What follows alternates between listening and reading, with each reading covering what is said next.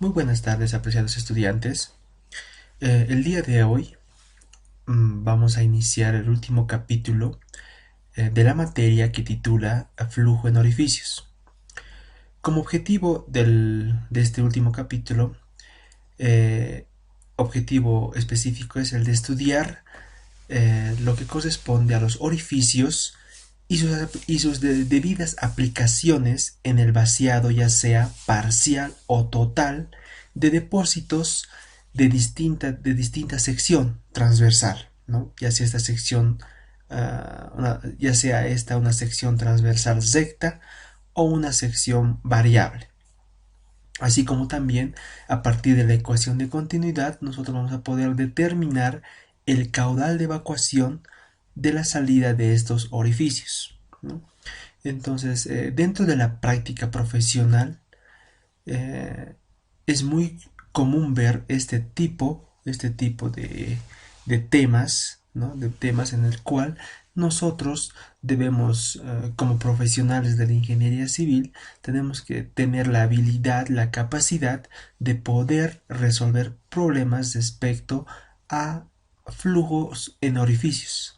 O sea, nosotros tenemos que ser capaces de calcular el tiempo de vaciado, el tiempo de llenado, eh, el caudal que sale de un depósito a partir de un orificio que se tiene en la parte inferior de este depósito. Entonces ese es nuestro objetivo fundamental para poder, o bueno, que debemos cumplir para poder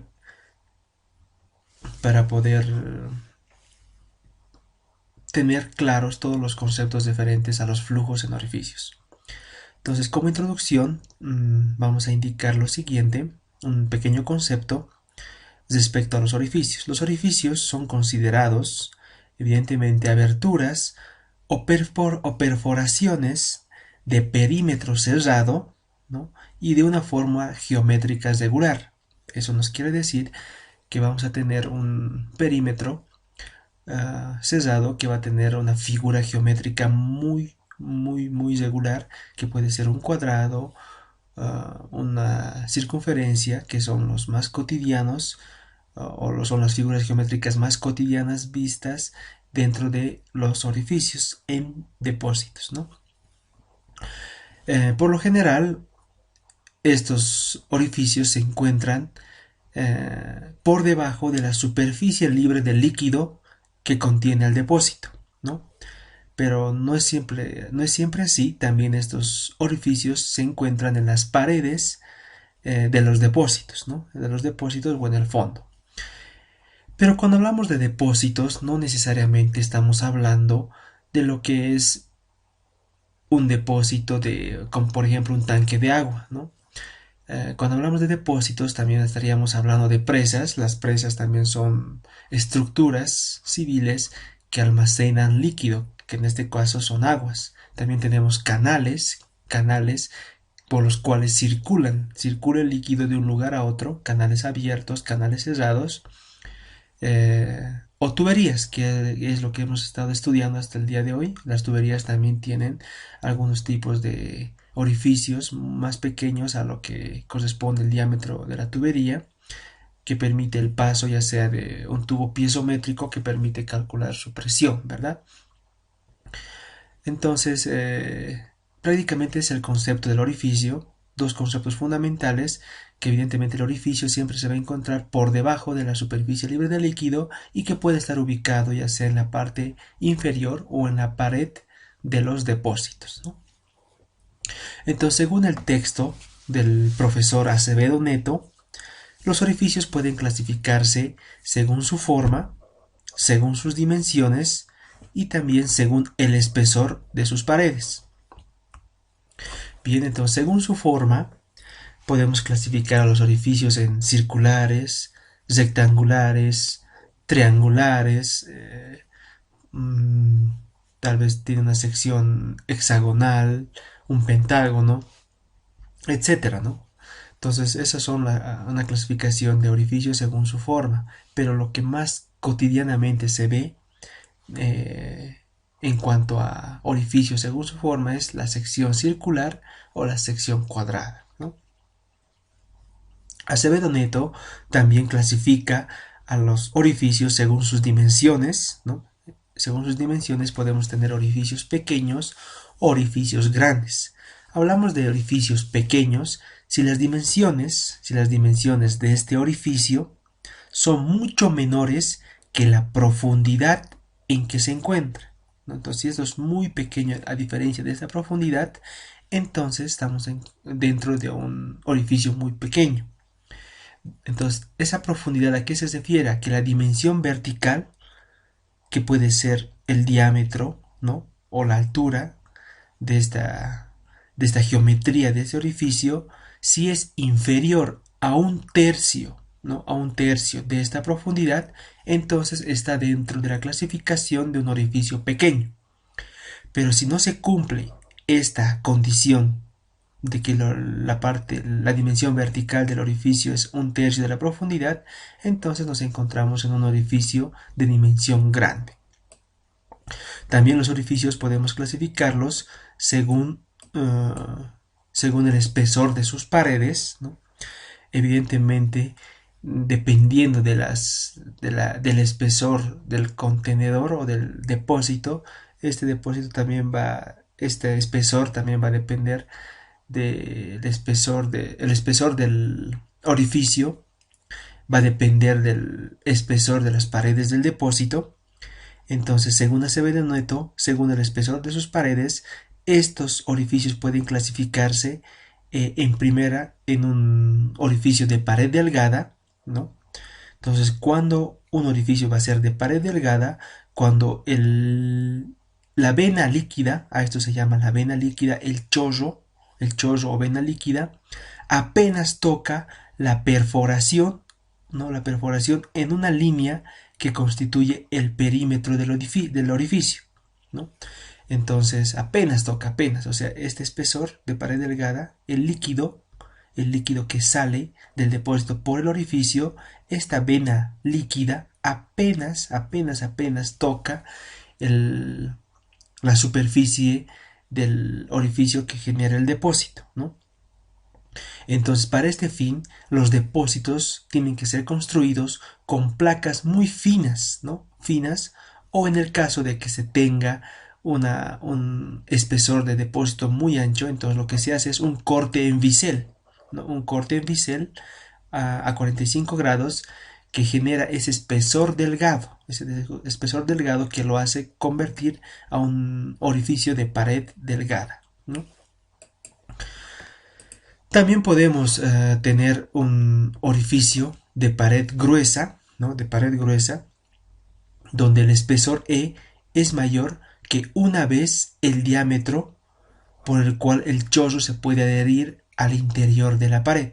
Eso es conceptualmente. Entonces, para entender un poquito más esto de a qué nos referimos con el espesor, a la clasificación de orificios por el espesor, tenemos aquí un gráfico de lo que corresponde al orificio de pared delgada. Entonces, evidentemente aquí el espesor E del depósito es aproximadamente, se podría decir, un espesor grueso, pero debido a este corte en bisel, cuando pase la vena líquida, ¿no? La vena líquida o el chorro líquido, por acá, el líquido apenas va a tocar a la pared en este pequeño punto.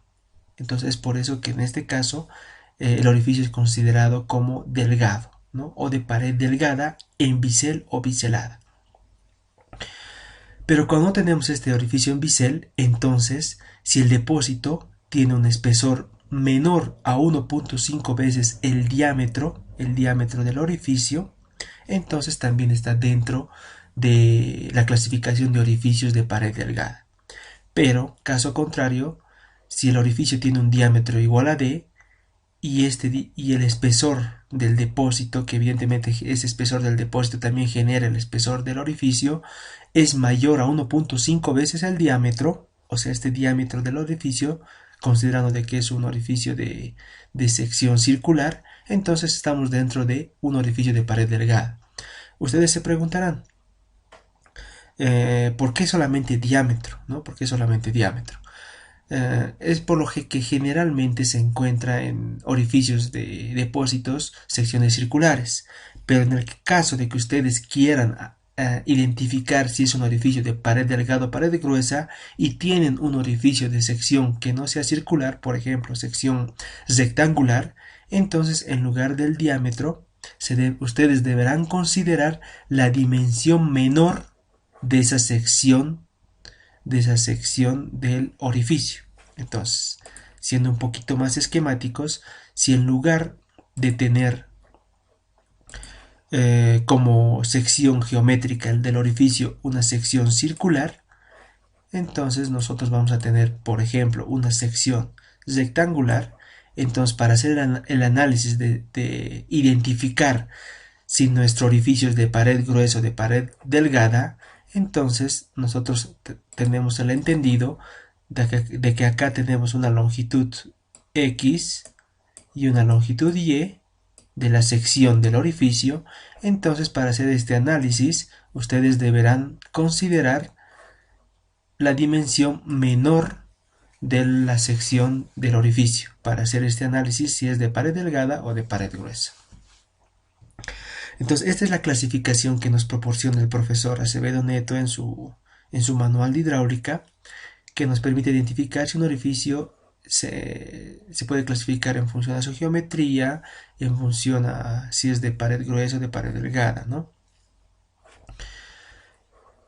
Entonces, pasando a un siguiente punto, ya entendiendo un poquito el concepto de orificios, ¿no? De orificios. Entonces veamos este punto que indica orificios pequeños en paredes delgadas, ¿no? Entonces habíamos indicado que una de las clasificaciones es saber si es un orificio pequeño, un orificio grande. Un orificio pequeño se considera pequeño cuando la altura de columna del líquido es mucho mayor a la sección del orificio. Entonces nos encontraríamos en este caso. Y algo muy particular que vamos a encontrar en este punto de orificios pequeños en paredes delgadas es de que vamos a poder asimilar el concepto al teorema de Torricelli, un teorema que con seguridad ustedes lo han visto en la materia de física 2. Entonces, ¿qué nos indica esto, no? El chorro que sale de un orificio evidentemente sufre una gradual contracción, ¿no? Siendo su sección transversal menor que la del orificio. Este pequeño párrafo que nos indica. Voy a hacer uso de este gráfico, suponiendo que este es el orificio. Entonces, si esto tiene una sección transversal, por ejemplo, una sección circular, ¿no? El chorro de agua, evidentemente, va a cruzar por el orificio, pero este chorro de agua no va a pasar exactamente por toda la sección circular del orificio. Eso debido a que cuando el líquido pasa por el orificio existe una gradual contracción, ¿ya? O sea, el líquido se contrae, y como el líquido se contrae cuando sale del orificio, el agua no estaría llenando completamente la sección del orificio, ¿no? Esto debido a la inercia de las partículas, ¿no? A la inercia de las partículas que se genera cuando el líquido está pasando por el orificio, ¿no?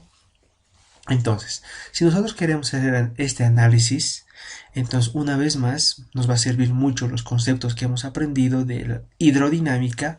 Entonces, en este depósito, ¿no? Que tiene una columna de líquido o una altura de líquido por el cual estamos haciendo la descarga de este líquido a partir de un orificio, entonces vamos a aplicar lo que corresponde a la ecuación de Bernoulli entre la superficie libre del líquido en el depósito y la sección contraída en el orificio.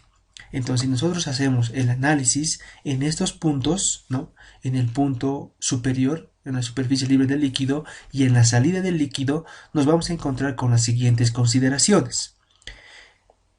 En el punto 1, la velocidad de descenso del nivel de agua en el reservorio se considera muy baja, por lo cual esa velocidad se aproxima a 0.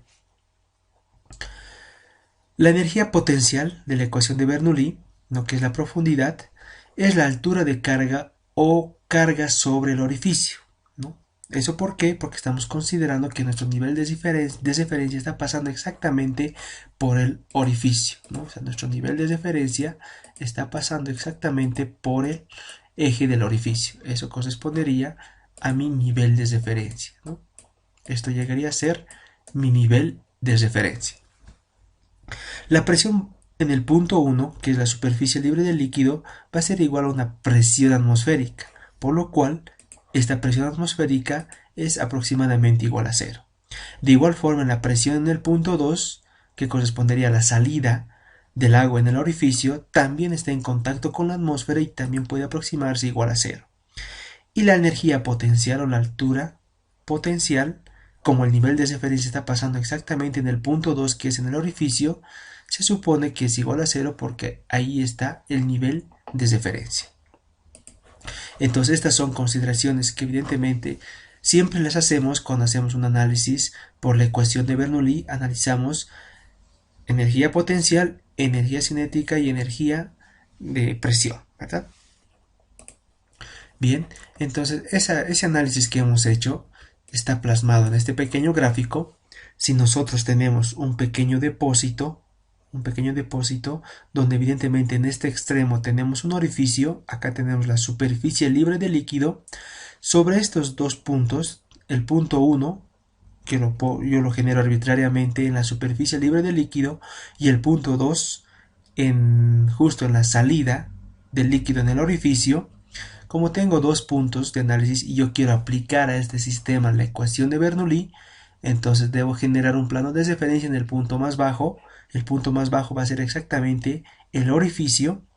Entonces en cada punto se va a analizar uno tengo el área. Acá este depósito tiene un área que se genera debido a la sección del depósito. Tengo una velocidad que la estoy considerando igual a cero porque la descarga es muy lenta. La presión es igual a la atmosférica, por eso se aproxima a cero. La energía potencial en el punto 2 justo pasa el plano de referencia por el punto 2, por lo cual no existe esa altura potencial. La altura de presión se hace igual a cero porque igual en el punto 2 está en contacto con la atmósfera, y la velocidad en el punto 2 no la tengo, debo saber con qué velocidad está saliendo este líquido.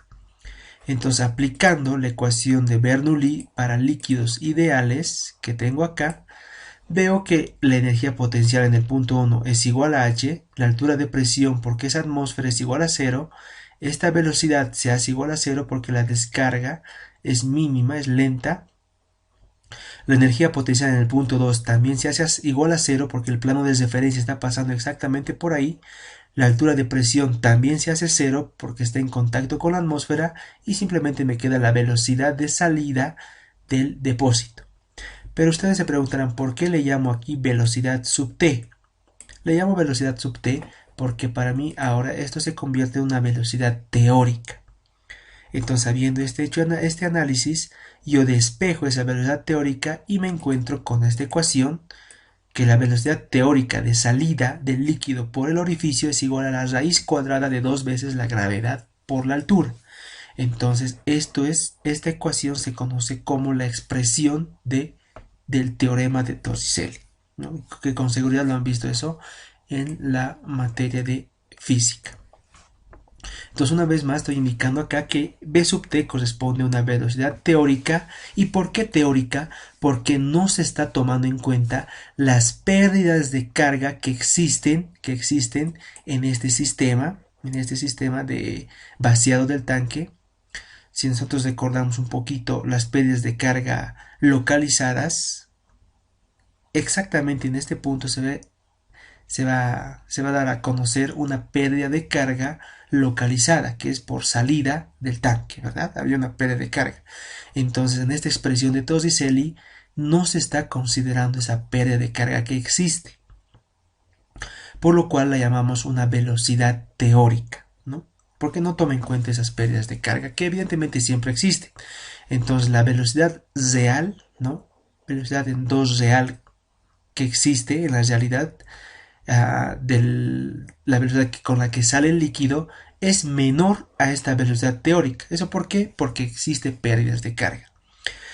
Es por esta razón que, a diferencia de lo que ustedes han visto en física 2, Nosotros ya en la materia de hidráulica, que es una materia ya un poco más especializada, más específica, nosotros debemos introducir a esta velocidad teórica propuesta por Torricelli un coeficiente de corrección de reducción de velocidad.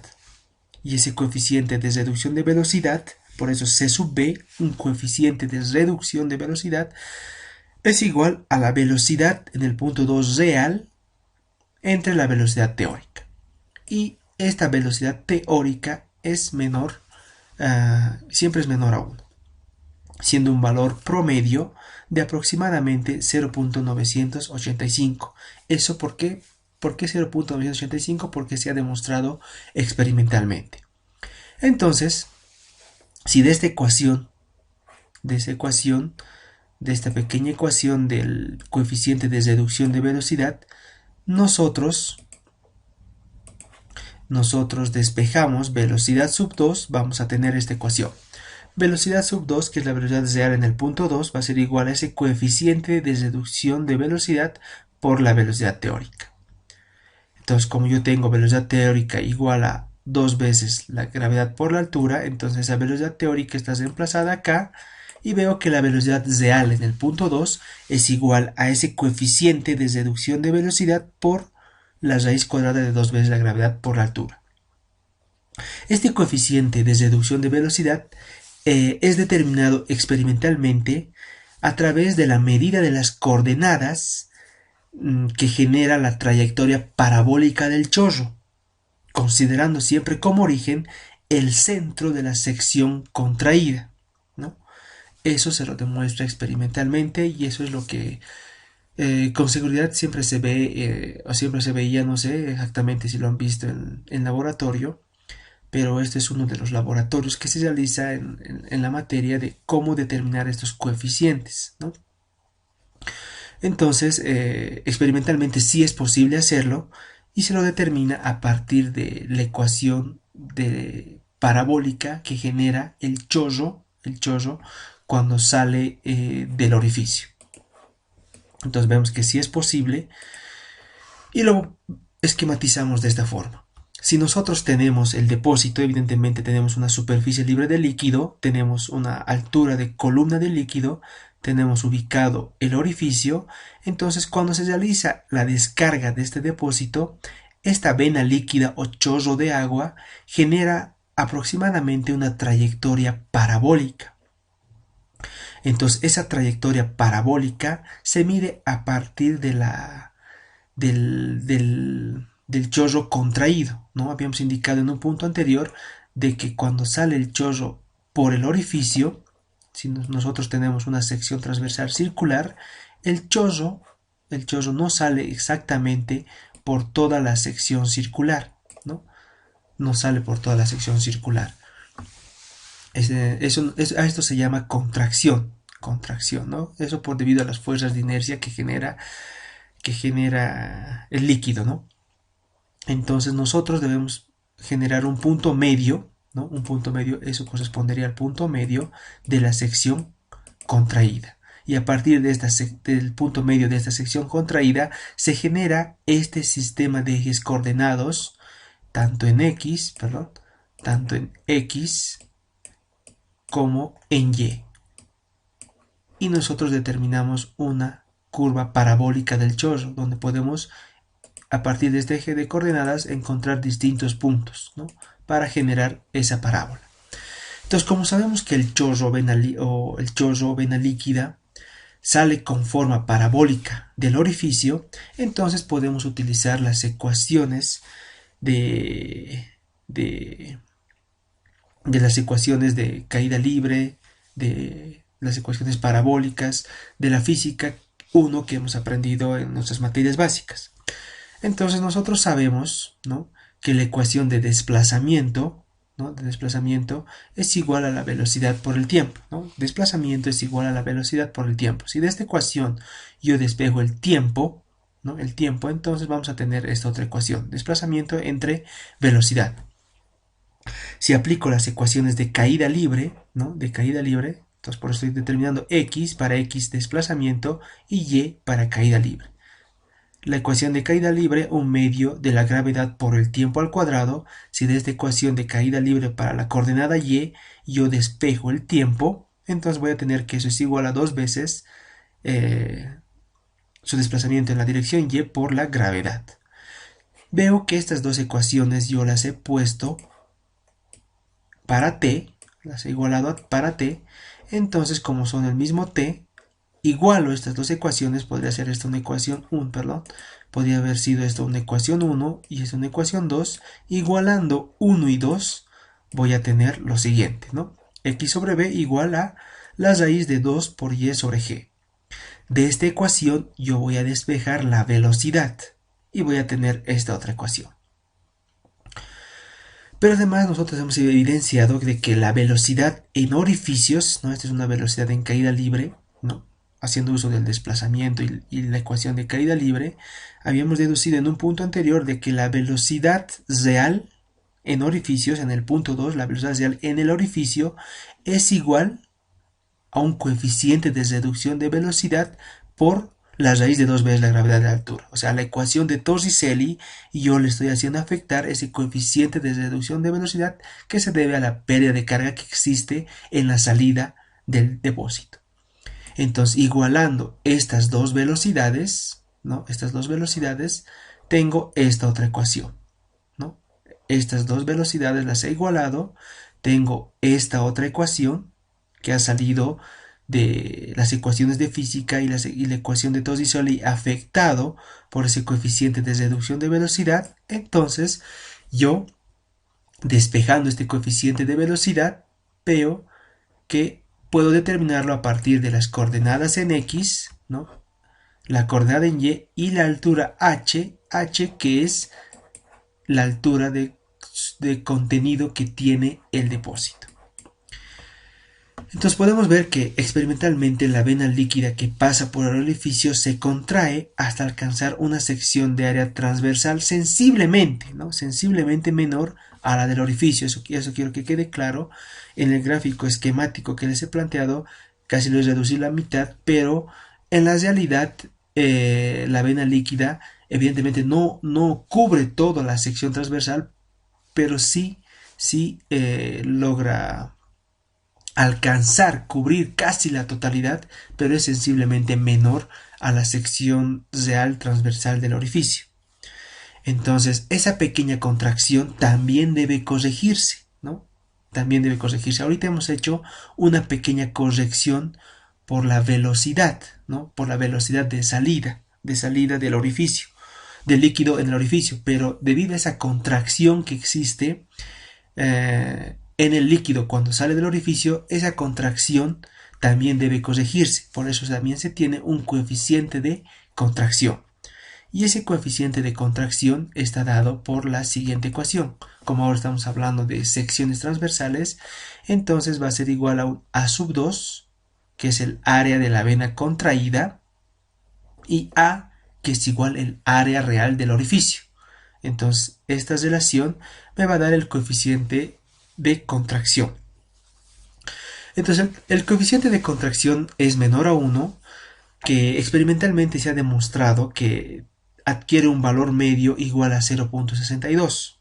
Sin embargo, se ha hecho un análisis, y eso lo pueden revisar en la bibliografía planteada para la materia, de que este C sub C, desde un punto de vista teórico, puede ser estimado como esta igualdad, pi sobre pi más 2, ¿no? Experimentalmente se ha conseguido esta ecuación, pero también se ha evidenciado de que un valor medio para diferentes tipos de orificios, este coeficiente de contracción es aproximadamente igual a 0.62, ¿no? Entonces, avanzando sigue con las ecuaciones. Si nosotros combinamos estas deducciones que hemos venido haciendo hasta ahora, de la ecuación de Torricelli, si nosotros la combinamos con la ecuación de continuidad, entonces el caudal de salida en el orificio va a ser igual al área sub 2 por la velocidad sub 2, o sea, áreas en el punto 2. Entonces, de esto nosotros sabemos que el área sub 2, que prácticamente ahora es el área de la vena contraída, es igual a C sub C por A, ¿no? Y lo tengo acá. Esta ecuación a la cual le he despejado a sub 2, la he traído acá, ¿no? La traje acá. C sub C igual a A. Y a esto yo lo voy a multiplicar por la velocidad sub 2.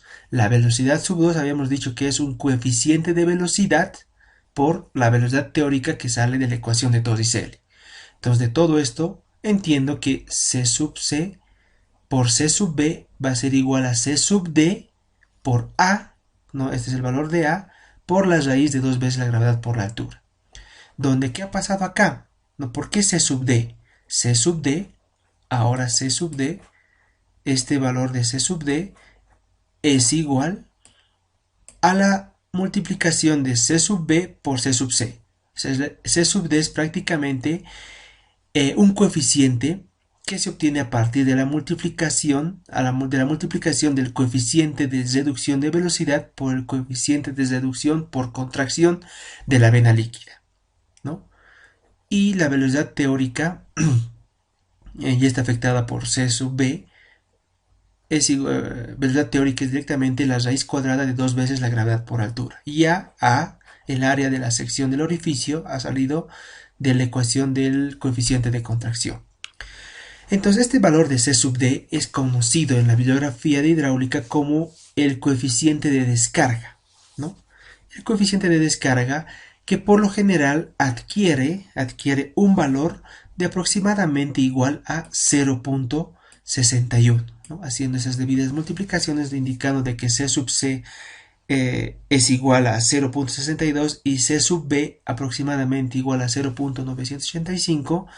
Entonces el coeficiente de descarga que se maneja en orificios reales es igual a 0,61. Y esta es la pequeña variable que con seguridad ustedes no han visto en la materia de física. Ustedes han considerado han aplicado, la ecuación de Torricelli para un orificio ideal, ¿no? Donde no existen estas correcciones de velocidad y correcciones de contracción de la vena líquida, que experimentalmente sí es posible determinarlo, y experimentalmente prácticamente conseguimos o nos acercamos bastante a este valor de 0.61. Bien, entonces esta es la forma, ¿no? O el procedimiento que aproximadamente se sigue para poder determinar este pequeño coeficiente de descarga en un orificio ubicado dentro de un tanque o de un reservorio. Sin embargo, también es importante considerar el tipo de pared que tiene el depósito. Entonces, para cada tipo de pared, nosotros vamos a tener un determinado coeficiente de descarga, un determinado coeficiente de reducción por contracción de la vena líquida y un coeficiente de reducción de velocidad. Entonces habíamos identificado, según el tipo de pared del depósito del orificio, 3 tipos de orificios. Un orificio de pared delgada, un orificio con salida de tubo, por ejemplo tenemos acá. Pero evidenciamos, primero acá en el esquema tenemos un pequeño gráfico de un depósito que tiene un orificio evidentemente de pared delgada con bisel. Entonces para este tipo de sistema la bibliografía nos indica que experimentalmente se ha logrado conseguir de que los coeficientes tanto de contracción de la vena líquida, el coeficiente de reducción de velocidad y el coeficiente de descarga alcanzan estos valores. Para un orificio con salida de tubo, que es muy cotidiano esto en tanques de almacenamiento de agua, entonces experimentalmente también se han conseguido estos coeficientes, ¿no? Donde tenemos una salida con tubo. Y también tenemos un orificio que se conoce como orificio de pared abocinada, ¿no? Y estos orificios por lo general son muy vistos en empresas, ¿no? Algunas estructuras hidráulicas adicionales que se incluyen empresas de gravedad, empresas de tierra, empresas de hormigón armado, empresas de hormigón. Entonces, por lo general se ven este tipo de orificios en estos en esas estructuras hidráulicas, incluso también en canales. Entonces experimentalmente se ha evidenciado que para este tipo de orificio de pared abocinada, con estas características de diseño de radio igual a 1.625 el diámetro del orificio y este ancho de pared de aproximadamente 0,625 el diámetro del orificio, entonces experimentalmente se ha obtenido estos coeficientes de contracción de la vena líquida, coeficiente de reducción de velocidad y coeficiente de descarga. Aquí ha habido un pequeño error de typeo por mi parte. Este coeficiente de descarga es igual a 0,98. ¿Por qué 0,98? Porque habíamos indicado que el coeficiente de descarga es el producto de estos dos coeficientes. Entonces 1 por 0,98 es 0,98, ¿no?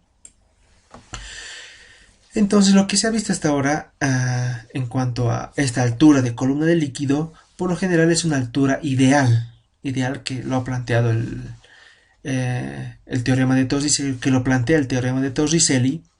Sin embargo, en las ecuaciones anteriores de deducción que hemos hecho para el coeficiente de descarga, se desprecia la velocidad con la que llega el líquido al orificio y supone que la presión en la superficie libre del líquido en el depósito es la atmosférica.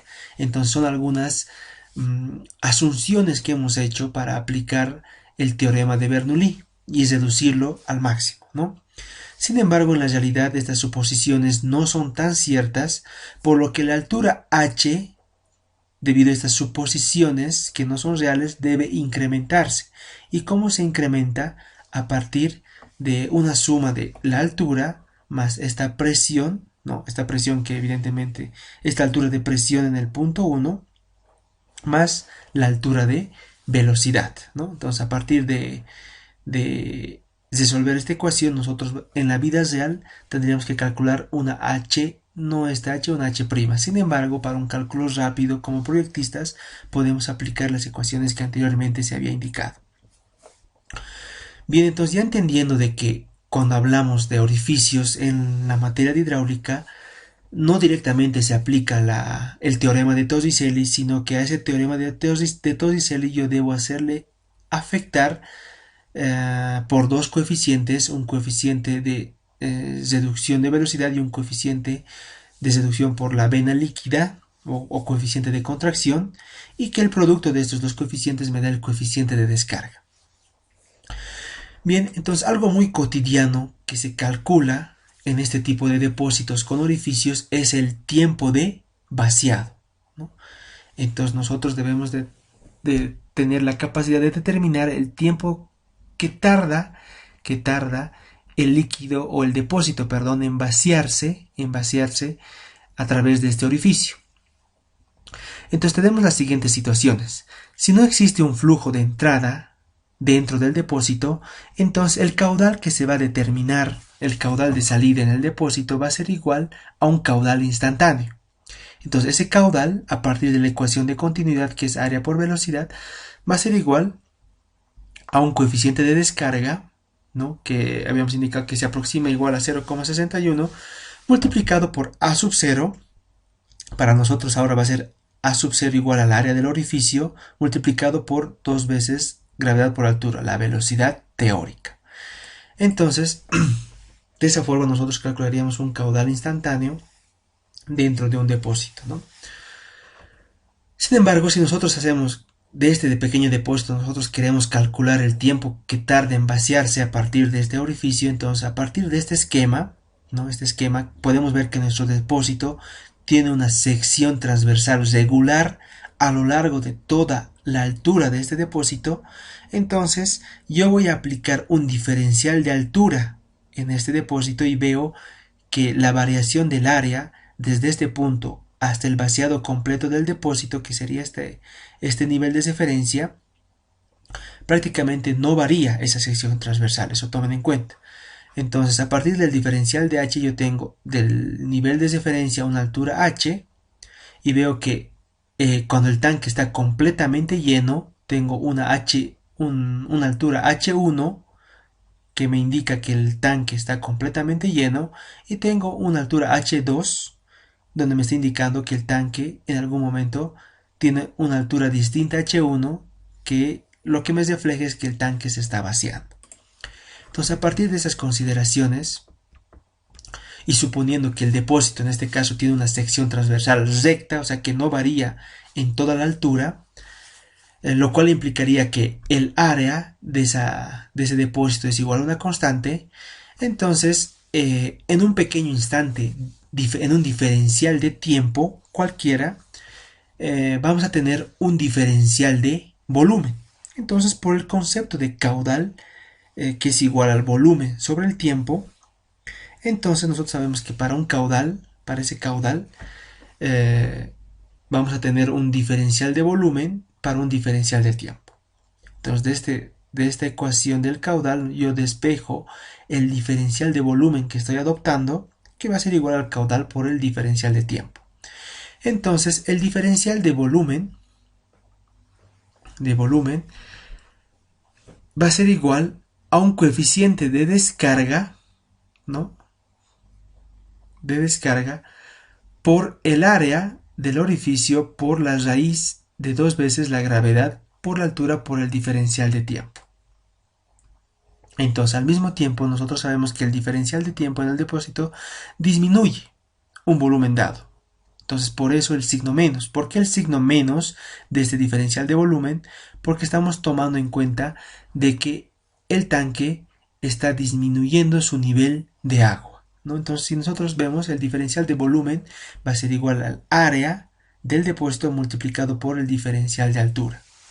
Entonces, si nosotros igualamos estos diferenciales de volumen, ¿no? De volumen, vamos a tener que eso va a ser igual al coeficiente de descarga por el área del orificio por la raíz de 2 veces la gravedad por la altura por el diferencial de tiempo. Igual a menos el área por el diferencial de altura. Prácticamente es simplemente un diferencial de volumen que estoy adoptando para hacer el análisis. ¿Y por qué el signo negativo? El signo negativo porque estoy asumiendo de que el tanque se está vaciando. Por eso el signo negativo, porque hay una disminución del líquido. Entonces, teniendo esta ecuación, de esta ecuación en un extremo yo mantengo el diferencial de tiempo y todo esto lo llevo al otro extremo. Entonces, igualando a un diferencial de tiempo, tengo un diferencial de altura, entonces puedo ver que para este caso específico de que el depósito tiene un área de sección constante a lo largo de toda su altura, entonces el área sale de la integral, el coeficiente de descarga es una constante, el área del orificio también es una constante, no va a variar, y 2 veces la gravedad también es una constante, pero la altura evidentemente no es una constante, varía en función a este tiempo, ¿no? Entonces voy a tener un tiempo inicial, un tiempo que va a ser cuando el tanque va a estar completamente lleno y un tiempo final cuando el tanque va a estar vacío o a una determinada altura, ¿no? Entonces, resolviendo esta integral, ¿no? Integral del diferencial se simplifican, límite superior menos límite inferior, tiempo 2 menos tiempo 1 o tiempo final menos tiempo inicial. Igual, esto es todo una constante. Si yo calculo esta integral del diferencial de h sobre raíz de h, calculando esa integral y simplificando por sus límites, yo sé que esto va a ser igual a h sub 2 a la 1 medio menos h sub 1 a la 1 medio. ¿Por qué este valor? Porque lo que he hecho ha sido resolver esta integral, ¿no? Donde esta integral, si ustedes lo verifican manualmente, es una integral muy sencilla. La solución de esta integral, lo voy a marcar de esta forma, la solución de esta integral es igual a 2 veces h elevado a la 1 medio, ¿no? Y como este 2 es una constante, ¿no? Como este 2 es una constante, entonces ese 2 salió de la integral y se fue a las constantes, ¿no? Y el análisis lo hago del límite superior al límite inferior simplemente con h a lo medio. Entonces, como el límite superior es h sub 2, entonces el límite superior h sub 2 a lo medio menos el límite inferior h sub 1 a lo medio. Entonces, de esa forma obtengo esta ecuación para tanques de sección regular en toda la longitud de su altura. Bien, entonces, Si yo quiero determinar el tiempo de vaciado completo en el depósito de sección regular en toda su longitud, entonces el h sub 2, ¿no? El h sub 2, que es la altura en función a este gráfico que hemos hecho, el h sub 2 va a ser igual a 0 porque va a ser cuando el tanque esté completamente vacío, y el h sub 1 es igual a h, la altura total del líquido que contiene el depósito.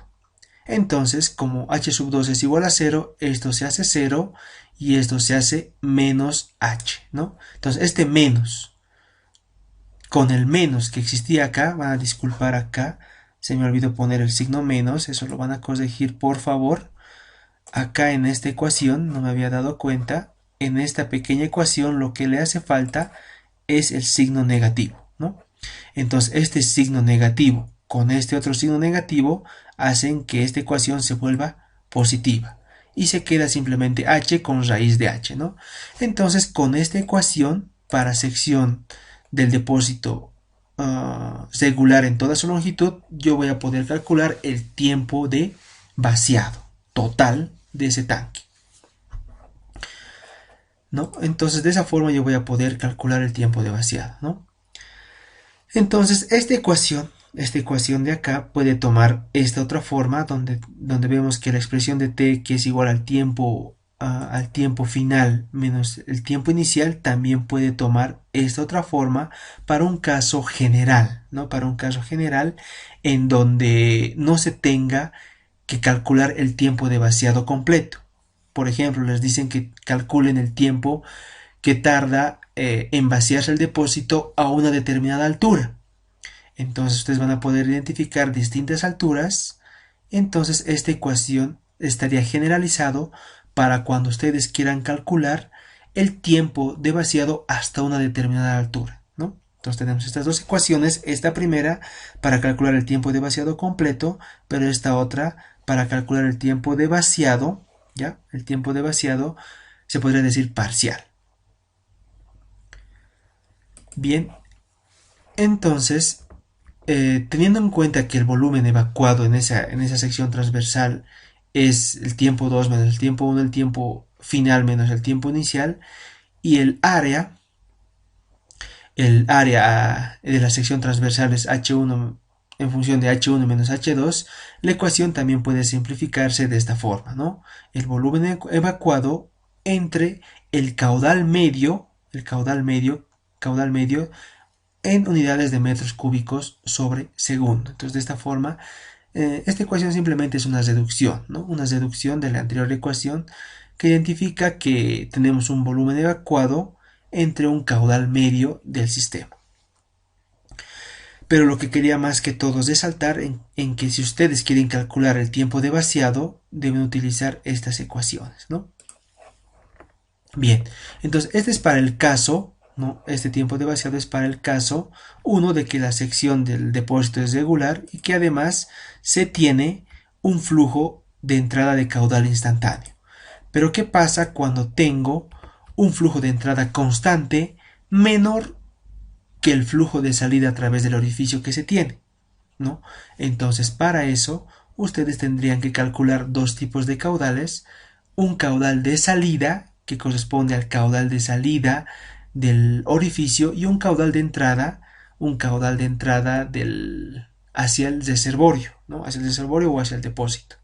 Por eso se indica en el punto B de que se dispone de un flujo de entrada constante, pero menor que el flujo de salida, ¿no? Entonces de esa forma ustedes podrían determinar el tiempo de vaciado. Pero algo muy cotidiano que se ve en la bibliografía o en la práctica profesional, es cuando se tiene, no siempre se tiene, secciones regulares en los depósitos. También existen secciones, podría ser una combinación, ¿no? Una combinación, tal vez un tronco cónico, podría ser un cono, o podría ser una parábola, ¿no? Entonces son ejemplos que se ven, que son muy vistos en la bibliografía. Entonces podemos ver que, a diferencia del caso anterior, el área de la sección transversal del depósito es variable, ¿no? Es variable en función a la altura que se tenga. Entonces ahora mi área de la ecuación que tenía acá, ¿no? El área de esta ecuación, ya no va a salir de la integral, tiene que estar dentro de la integral para hacer el análisis. Entonces esta área que ahora está en función de la altura, prácticamente yo tengo que calcular esta área para que esté en función de la altura y hacer la debida integración. Entonces para esa ecuación del tiempo de vaciado prácticamente tendríamos esta ecuación, ¿no? Esta ecuación donde vemos que la parte de constantes sí salen de la integral, el coeficiente de descarga es una constante, el área del orificio también, 2 veces la gravedad también es una constante, pero ahora el área ya no sale de la integral porque la sección del depósito ya no es constante en toda su longitud. Entonces debe estar de la integral y nosotros esta área debemos ponerla en función de la altura.